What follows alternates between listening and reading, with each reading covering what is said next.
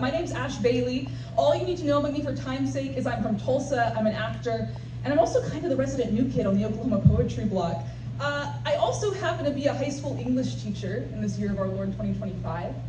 And I'm here today because I think a lot of people do not understand the weight of that word teacher, especially the weight it has today, and especially the weight it has in Oklahoma with the 5th lowest average starting salary for teachers in the nation. I think some quite important individuals in our state fail to truly recognize the crucial role that educators play in our lives. When I say educators, I mean teachers, paraprofessionals, support employees, administrators, and all the like.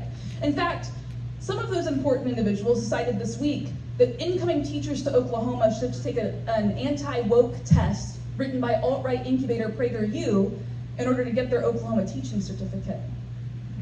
So I don't know what it's going to take to make those people realize what the weight of that word teacher is today. But in the spirit of Woody Guthrie, I can only hope that this gets someone's attention. I'm not a math teacher, but there is one equation I'd like to pose for you all today. When you take a national teacher shortage, one that is particularly dire in the state of Oklahoma, and you multiply it with unmatched levels of hostility coming from certain parents, certain organizations, and certain lawmakers, it equals to 1019. According to the Learning Policy Institute, Oklahoma Public Schools reached a record total of 1,019 unfilled teaching positions in the 2022-2023 school year. While that number has since climbed to an estimated 3,000 in 2025, this piece is still fittingly titled 1019.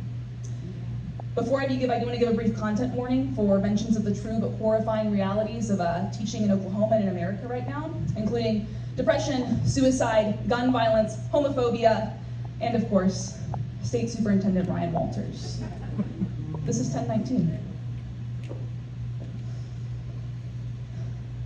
Kids say the darndest things, and as a teacher, I feel like an expert in these things, because much like poets, these kids have realized that words can do more than what's usually idealized. Words make us laugh, they fill our souls, they help us cope. And who can blame these kids for needing hope when it seems like every day their friends are found swinging from ropes? I cringe when I hear them joke, about wanting to jump off of bridges because I made them read Poe, but I'd probably be pretty morbid too if I had to watch my classmates become statistics and then solve for the square root of x equals 2. It's tough to stay locked in when you're worried about lockouts. Today we're learning about John Locke and more, like how to lock the door. Make sure you hold your breath when you play dead on the floor in case someone's locked and loaded. At least police could easily identify our bodies since all my rosters are color-coded. I wish I could make it easier on them, and I do what I can by at least making sure that their words I don't condemn, but it's tough to be the strong one when I too am on the front lines of mayhem. Teacher, this book is making me want to crash out. Meanwhile, I'm so depressed I go home each night and talk myself into getting blacked out. Teacher, you're eating today. Actually, I can't afford to eat, and somehow I'm still gaining weight. Teacher, are you just a chill guy? No, Ricky, because right now I'm just trying not to cry. And also, before you submit your essay, please capitalize your eyes. And this is teaching in 2025, the dissonance, where you'll kill yourself with your vigilance or else be criticized for your indifference. Because we're all born to work until we go into our graves, but in being a teacher, I am forced to be brave and recognize that my lesson on Shakespeare plays and the final term of my living days could happen simultaneously on any given Tuesday. You can have summers off too, when you're ready to put your life on the line for a classroom. And if push ever comes to gun, I'll do what's expected and stand in front so my students can grow up while I face the inevitable doom. But I'm only 22. Do I not deserve the chance to grow up too? Even when you're alive, the challenges don't stop there, because this selfless job won't make you no billionaire. In fact, you'll have to marry rich if you want dental care.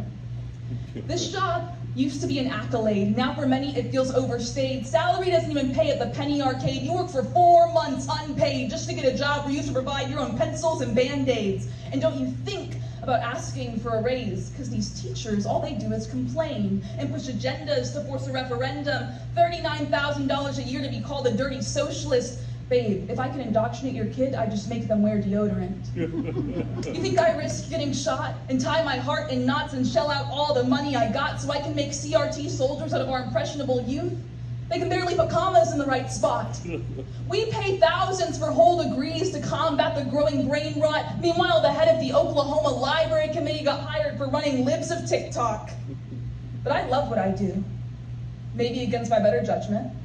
Even when every post on Facebook tells me that teachers are repugnant.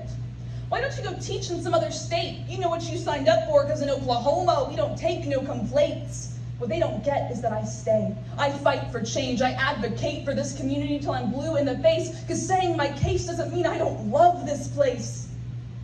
And don't even get me started on teaching when you're queer, when every post on social media makes their opinions clear.